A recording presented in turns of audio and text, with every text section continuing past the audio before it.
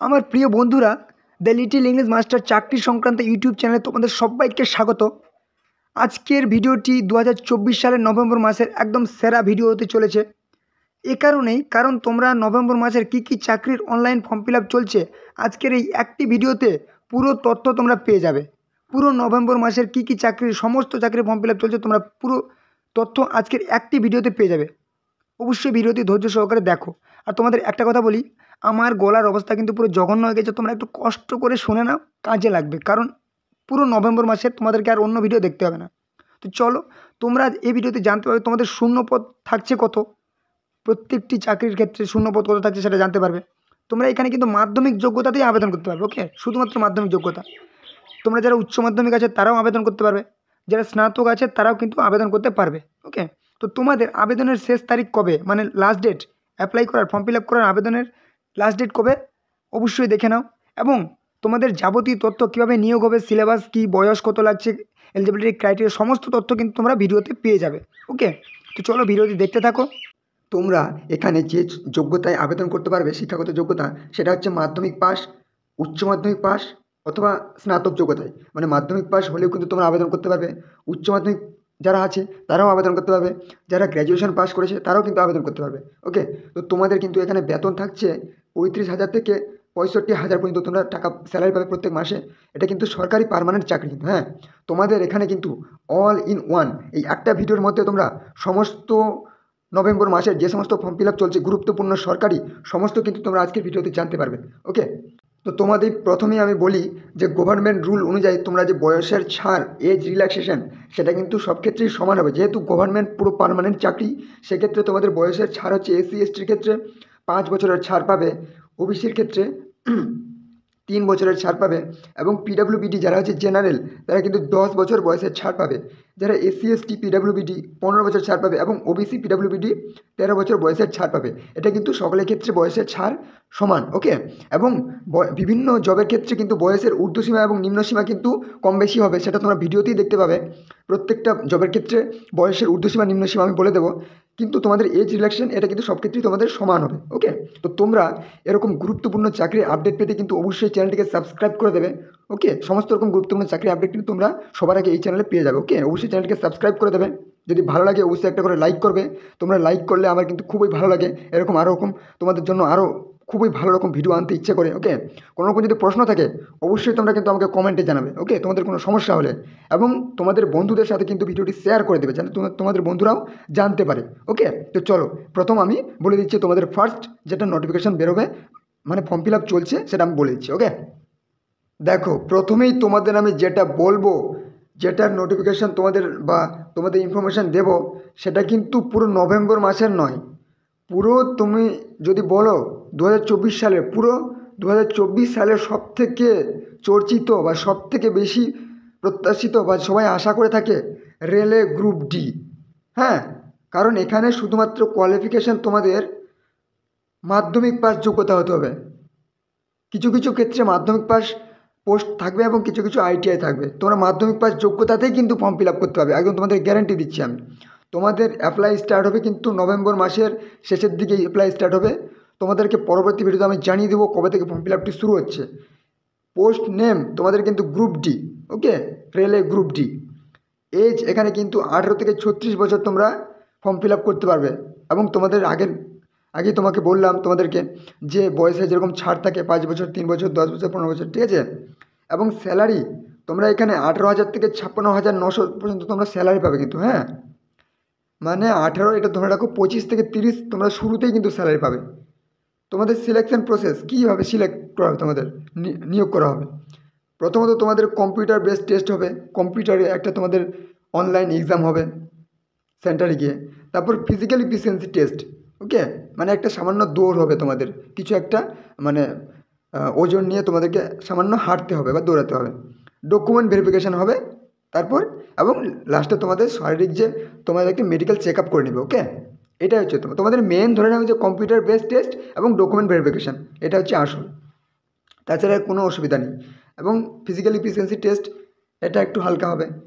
তারপর তোমাদের ওয়েবসাইট, কোন ওয়েবসাইটে তোমরা সমস্ত নোটিফিকেশান এবং ফর্ম ফিল আপ করতে পারবে, সেটা হচ্ছে www.kolkata rrbkolkata.gov.in। হ্যাঁ, এটা হচ্ছে তোমাদের কলকাতার রেলওয়ে রিক্রুটমেন্ট বোর্ডের অফিসিয়াল ওয়েবসাইট। ওকে, তো তোমরা এটা হচ্ছে তোমাদের রেলওয়ে গ্রুপ ডির ফর্ম ফিল আপের যাবতীয় তথ্য। হ্যাঁ, তোমাদের খুবই একটা ভালো আর্মি পোস্টের ITBP Indo Tibetan border police constable এবং হেড কনস্টেবল সাব ইন্সপেক্টর পদের রিক্রুটমেন্ট হচ্ছে তো কিন্তু। হ্যাঁ, তোমাদের খুবই ভালো, কিন্তু খুবই ভালো একটা army Indo Tibetan border police. Okay, apply start, তোমাদের ফর্ম ফিল আপ শুরু হয়েছে 15ই নভেম্বর 2024 সালের এবং লাস্ট ডেট 2024 সালের 14ই ডিসেম্বর কিন্তু তোমাদের লাস্ট ডেট। ITBPর form fill up constable sub inspector এবং হেড কনস্টেবল, পোস্ট নেম হচ্ছে ITBP constable, head constable, sub inspector. এগুলো হচ্ছে এই সমস্ত পোস্টে তোমাদের নিয়োগ করা হবে 3 রকম পোস্টে। কিছু কিছু ক্ষেত্রে তোমাদের 18 থেকে 23 বছর, কিছু কিছু 18 থেকে 25 বছর, যেমন হেড কনস্টেবল সাব ইন্সপেক্টর, এখানে বয়সটা একটু বেশি লাগবে। কোয়ালিফিকেশান, তোমাদের যোগ্যতা কী লাগবে? কিছু কিছু পোস্টের ক্ষেত্রে তোমাদের শুধুমাত্র মাধ্যমিক পাস হলেই হবে, যেমন কনস্টেবল। কিছু কিছু উচ্চ মাধ্যমিক পাস, ITI লাগবে, কিছু কিছু গ্র্যাজুয়েশন। ওকে, সব যোগ্যতায় তোমরা আবেদন করতে পারবে। ওকে, নেক্সট তোমাদের স্যালারি 21,700 থেকে 69,100 তোমাদের। হ্যাঁ, এটা হচ্ছে স্যালারি, মানে 21,700, এটা শুধু তোমরা মানে এখানে দেখতে পাচ্ছ, কিন্তু তোমাদের স্টার্টিংয়ে কিন্তু অল টোটাল মিলে হচ্ছে 35,000 প্লাস কিন্তু তোমরা স্যালারি পাবে শুরুতেই, একদম সেন্ট্রাল গভর্নমেন্টে পুরোপুরি পার্মানেন্ট চাকরি কিন্তু। হ্যাঁ, বুঝতেই পারছো, তোমরা দেখতেই পাচ্ছ। সিলেকশন প্রসেস কীভাবে নিয়োগ করা হবে? Computer based test, physical efficiency test, ঠিক আছে, physical standard test, document verification, medical. যেহেতু আর্মি পোস্টের তোমাদের একটু শারীরিক সক্ষমতা একটু বেশি দেখছে, ফিজিক্যাল এফিসিয়েন্সি আছে, শারীরিক দক্ষতা দেখছে, ঠিক আছে, এবং মেডিকেল, এগুলো একটু ভালো করে দেখবে। তাছাড়া তোমাদের শুধু পরীক্ষা বলতে তোমাদের শুধু একটাই হবে। ওকে, ওয়েবসাইট, কোন ওয়েবসাইটে তোমরা ফর্ম ফিল আপটি করবে? ওকে, www.itbpolice.nic.in/। ওকে, এই ওয়েবসাইটে তোমরা কিন্তু ফর্ম ফিল আপটি করে নেবে। ওকে, প্রশ্ন থাকলে আমাকে কমেন্টে জানাবে, অবশ্যই চ্যানেলটিকে সাবস্ক্রাইব করে দাও। চলো পরবর্তী তোমাদের নোটিফিকেশান দেখিয়ে দিচ্ছি। এবারে চলে আসি বীরভূম জেলার DEO পদে কিন্তু নিয়োগ। হ্যাঁ, Birbhum district data entry operator recruitment 2024। তো তোমাদের এখানে বলে রাখি, এই পদে নিয়োগের ক্ষেত্রে তোমাদের কিন্তু লাস্ট ডেট নভেম্বর মাসের 30 তারিখ, 30/11/2024 কিন্তু last date. Post name data entry operator. Okay, এখানে তোমাদের বয়স হতে হবে 21 থেকে 45 বছর হলেই কিন্তু তোমরা আবেদন করতে পারবে, এবং যেভাবে তোমাদের 5 বছর 3 বছর SC ST OBC ছাড় থাকে সেটা তোমরা পেয়ে যাবে। তার আগে তোমাদের একটা কথা বলি, তোমরা যারা অন্যান্য জেলা থেকে দেখছো তারা অবশ্যই তোমাদের জেলার নাম কমেন্ট বক্সে আমাকে জানাবে। যেরকম তোমাদের আজকে আমি বীরভূম জেলার পার্টিকুলার একটা ভিডিও পেয়ে যাচ্ছ, যারা বীরভূম থেকে ভিডিওটি দেখছো, তোমরা কিন্তু শুধুমাত্র বীরভূম জেলার কত সুন্দর একটা ভিডিও পেয়ে যাচ্ছ।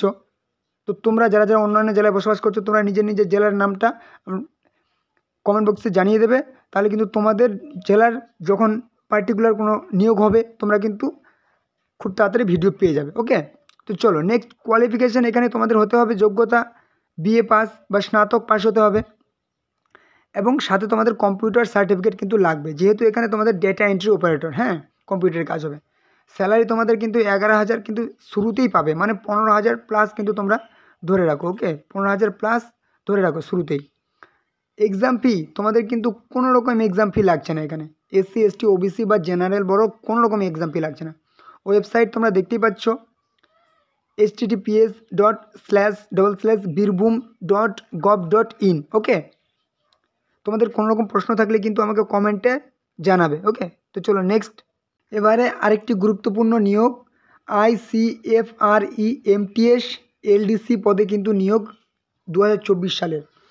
ICFRE এটার ফুল ফর্ম হচ্ছে কি, Indian council of forestry research and education কিন্তু। ওকে, ফরেস্ট বিভাগে কিন্তু। হ্যাঁ, তো তোমাদের লাস্ট ডেট ফর্ম ফিল আপের দেখে নাও, অবশ্যই ফর্ম ফিল আপ চলছে 30/11/2024, নভেম্বর মাসের 30 তারিখ কিন্তু লাস্ট ডেট কিন্তু। হ্যাঁ, বেশি দিন সময় নেই। পোস্ট নেম কী পদে নিয়োগ করা হবে?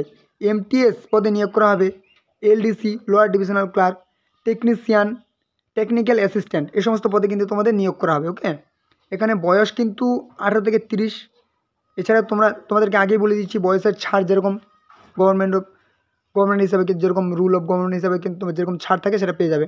কোয়ালিফিকেশান মাধ্যমিক যোগ্যতা দিয়ে তোমাদের আবেদন করতে হবে কিন্তু, হ্যাঁ মাধ্যমিকে তোমরা MTS আবেদন করতে পারবে। HS পাশে তোমরা LDC টেকনিশিয়ান আবেদন করতে পারবে। গ্র্যাজুয়েশন যোগ্যতায় তোমরা টেকনিক্যাল অ্যাসিস্ট্যান্ট আবেদন করতে পারবে। গ্র্যাজুয়েশন যোগ্যতায় তোমরা সবই পারবে, কিন্তু মাধ্যমিকের ক্ষেত্রে শুধুমাত্র MTS তোমরা পারবে। ওকে, তোমাদের স্যালারি কিন্তু এখানে ভালো থাকছে। পে লেভেল 1 থেকে 4 তোমরা পে লেভেল অনুযায়ী স্যালারি পেয়ে যাবে। ওয়েবসাইট তোমরা দেখে নাও, ifgtv.icfre.gov.in/।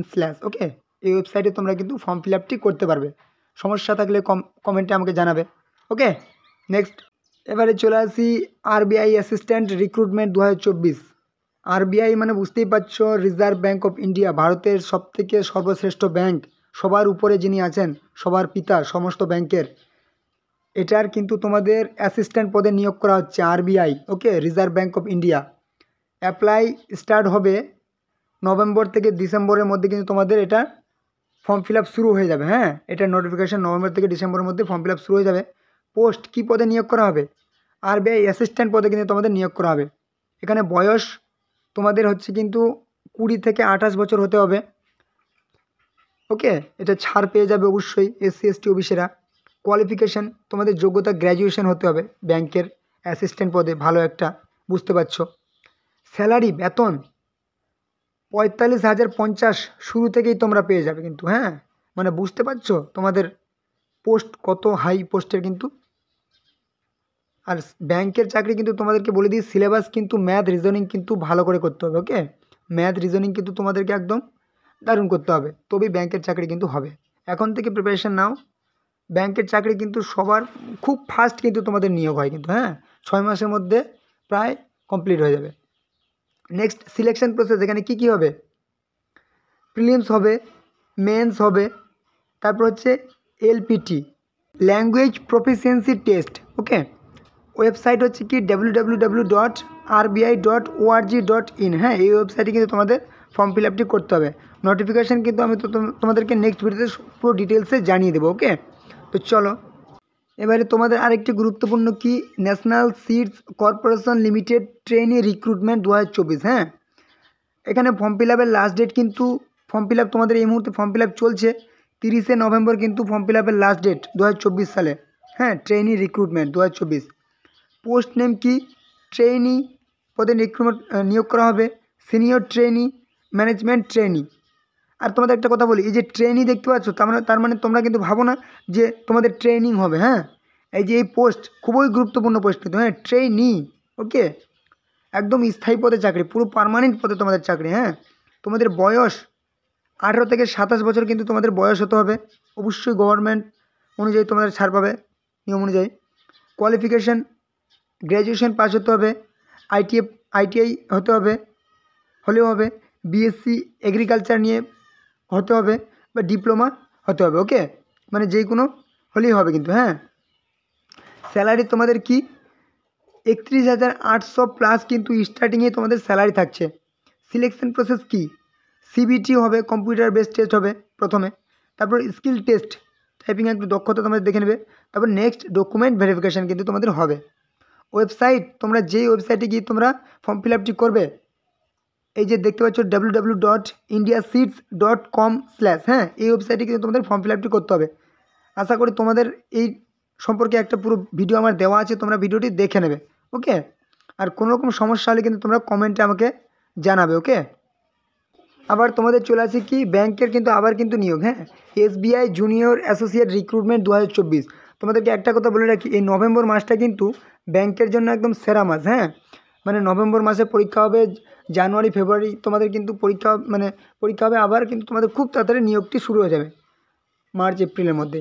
তো তোমাদের বলে রাখি, অ্যাপ্লাই স্টার্ট কিন্তু নভেম্বরেই তোমাদের কিন্তু শুরু হবে। জুনিয়র অ্যাসোসিয়েট SBI ব্যাংকের কিন্তু। হ্যাঁ, state bank of India. Post name কি, জুনিয়র অ্যাসোসিয়েট পদে তোমাদের নিয়োগ করা হবে।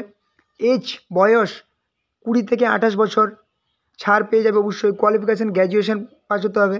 স্যালারি তোমাদের কি 35,000 প্লাস কিন্তু তোমাদের শুরুতেই পেয়ে যাবে, স্টার্টিংয়ে পেয়ে যাবে।